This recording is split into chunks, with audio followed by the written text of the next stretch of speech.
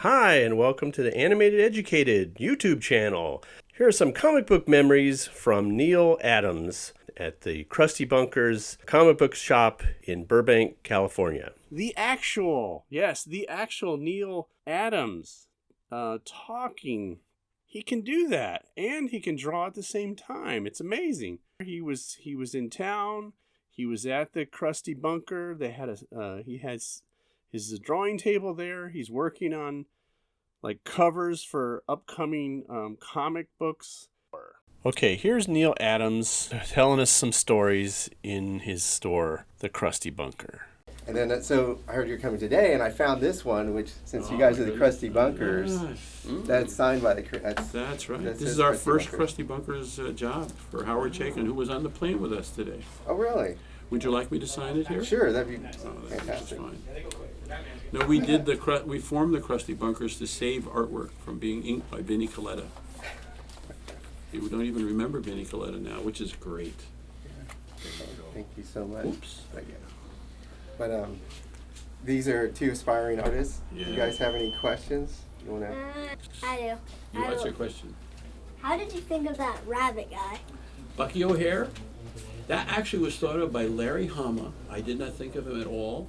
And he had a character, he wanted to do a character called Buck Bunny. And I thought that was a good character because it was like a space bunny. It was sort of like Daffy Duck in 2001. Anyway, so he came up with Buck Bunny. And he had these other characters around him. And I thought, that's really good.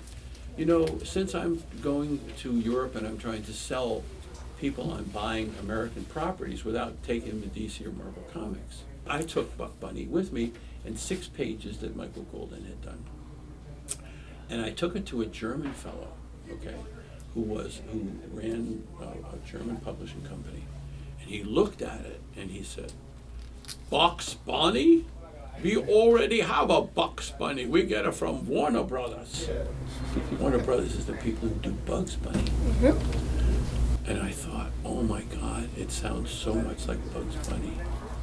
So now we were stuck because we had this wonderful 6 pages of work, and our character was called Buck Bunny, okay, and that was not going to sell to anybody.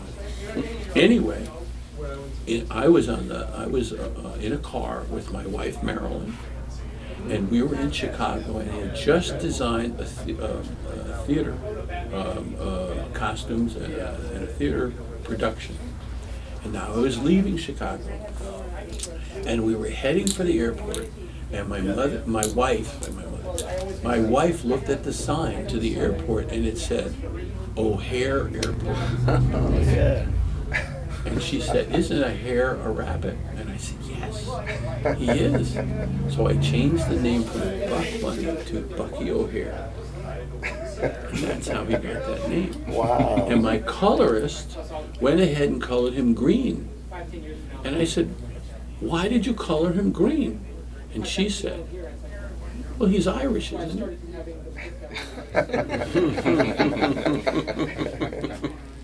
So it was a kind of a combination of people contributing ideas. And that's how we get Bucky O'Hare. Wow. For example, Denny O'Neil. If you read in interviews with Denny O'Neil, one of the things that he'll say is, I never had to tell Neal what to do because he always knew what to do, so I could focus on the dialogue and what was happening.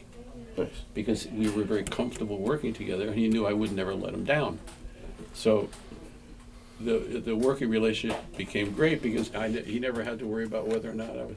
We did a thing one time. He said, okay, so this is what's got to happen. This junkie's in the room, and he does this, and these two guys come in the room, and this happens, and this happens. Pretty soon he's telling me it's like a half page of description, and he realizes that it's all this description in the middle of typing it, and then he goes, oh, and by the way, put in 2 rhinoceroses. Very funny.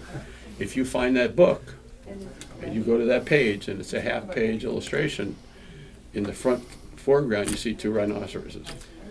But it's like a statue on a desk, but there's two big rhinoceroses on the statue on the desk. Did you ever To keep carry any of the joke. writings he sent you? Like any of the writings people have sent you to work on? Not really, unless I did it. I'll keep my own writing, but I don't keep other people's writing. It's meaningless to me. Right? If it ever came to a court case, I always admit who did what. Unless I did it, and then I care about it, so I make sure I keep that. But Meet Neal Adams in person Saturday, July 13th at the Crusty Bunkers, located at 4710 West Magnolia in Burbank, California.